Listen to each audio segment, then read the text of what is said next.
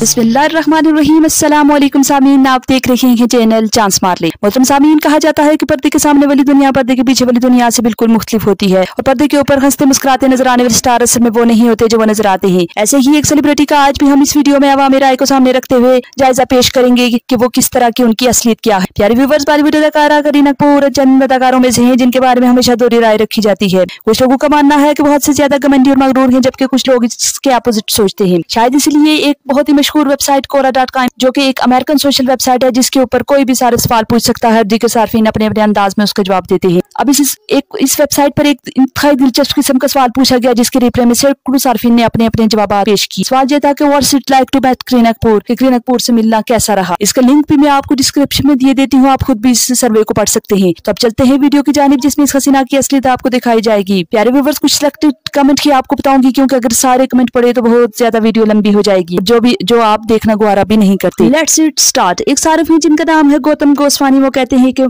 एक मरतबा शाहिद कपूर और करीना कपूर एक फिल्म मिलेंगे की शूटिंग के सिलसिले में उनके स्कूल आते हैं। स्कूल बच चुका था और हर बच्चा बहुत एक्साइटेड था उस दिन शाहिद और करीना की एक झलक देखने के लिए। वो बहुत बेताबी से इन स्टार्स का इंतजार कर रहे थे और आखिरकार वो लम्हा आया जब उनका इंतजार खत्म हुआ और शाहिद और करीना उनको नजर आए। और फिर क्या था, हर कोई तेजी से शाहिद और करीना की तरफ लपका। वो बताते हैं कि उनकी उम्मीदों पर उस वक्त ओस पड़ गई जब उन सब बच्चों को देख के बॉलीवुड की बेबों ने अजीब अजीब फेस बनाना शुरू कर दिए और किसी भी बच्चे की तरफ देख के जरा बराबर भी स्माइल पास नहीं की। इसी पे बस नहीं होता बल्कि वो अपने बॉडीगार्ड को बताती हैं कि वो इन बच्चों को उनसे दूर ही रखे और कोई बच्चा उनके पास ना आने पाए। कहते हैं वो बताते हैं कि इसी दक्कन पेल के अंदर एक 4th क्लास का एक बच्चा था जो बहुत ही एक्साइटेड था और गलती से उसका पाँव बेबो के पाँव से टकरा जाता है। और फिर क्या था, वो कहते हैं कि बेबो ने पलट के उसको इतनी बुरी तरह डांटा कि वो बच्चा बेचारा रोने के करीब होता है। ये सारा मजीद आगे बताते हैं कि सब देख के उसके बाद किसी भी बच्चे की हिम्मत नहीं हुई कि वो बेबो के पास जाए और वो दिन और आज का दिन के वो बेबो से सख्त किस्म की नफरत करते हैं। जनता को आप मूर्ख समझना बंद कर दीजिए। एक और सारिफ है जिनका नाम है बाजीनाथ पांडे, वो बताते हैं कि वो इंडिया के बहुत ही मशहूर होटल ओबराय होटल के ऊपर काम करते थे और ये 2003 का एक नाखुशगवार वाकया बताते हुए कहते हैं कि करीना वहां अपनी फैमिली और दोस्तों के साथ सालगिरह के जश्न मनाने आती हैं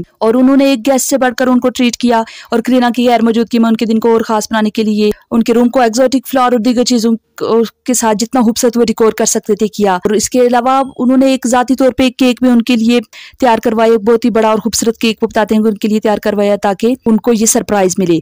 लेकिन वो बताते हैं कि आगे लिखते हुए बताते हैं कि आगे क्या हुआ कि ना ही करीना ने और ना ही उनके किसी फैमिली मेंबर ने एक शुक्रिया के लिए कोई सिंगल लफ्ज बोला और ये ही नहीं बल्कि जाते हुए उन्होंने होटल के रिसेप्शन के ऊपर किसी किस्म की कोई टिप न छोड़ी। और ये भी बताते हैं कि ये कोई जरूरी नहीं था कि वो टिप के हवाले से इस बात का इजहार कर रहे हैं क्योंकि इतने बड़े होटल के ऊपर इस तरह की चीजों को कोई सराहा नहीं जाता ज्यादा। लेकिन ये एक एटिकेट होता है कि जब आप किसी सर्विस से खुश होते हैं तो आप खुशी के अंदर वो टिप उनको देते हैं। लेकिन वो बताते हैं कि उनका रवैया बहुत ही मायूस कुन था और उन्हें बहुत बुरा लगा कपूर से मिलके।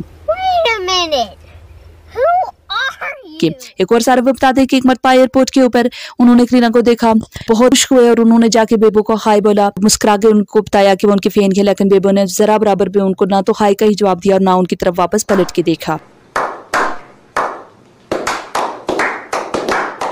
प्यारे व्यूअर्स, अगली बातें बहुत हो गई, चलते हैं कुछ पॉजिटिव साइड की तरफ भी। कुछ ऐसे सार्फिन ने भी इस सर्वे में हिस्सा लिया जो बेबो को साथी तौर पर मिल चुके थे और वो बेबो की कोई और की साइड हमारे सामने रख रहे हैं। एक सारिफ है जो कहते हैं कुलक में फैशन वीक के अंदर फोटोग्राफर थे। एक मरतबा उस फैशन वीक के अंदर बेबो भी वहाँ पे एज अ गेस्ट आ रही थी। वो बताते हैं कि जो मेरे बॉस थे वो सैफ अली खान के कोई स्कूल फेलो थे, यही वजह है कि बेबो ने उनको पहचान लिया। जो मेरे बॉस ने मेरा तारफ बेबो से करवाया तो बेबो ने बहुत ही वार्मली मेरे साथ हैंडशेक किया और जब मैंने उनको बताया कि मैं आपका बहुत बड़ा फैन हूँ, आपकी सारी फिल्म देखी है, तो उन्होंने बहुत ही पोलाइटली मेरा शुक्रिया अदा किया। वो बताते हैं कि वो बहुत ही नाइस इंसान ही हैं पर्सनली तौर पे अगर उनसे मिला जाए।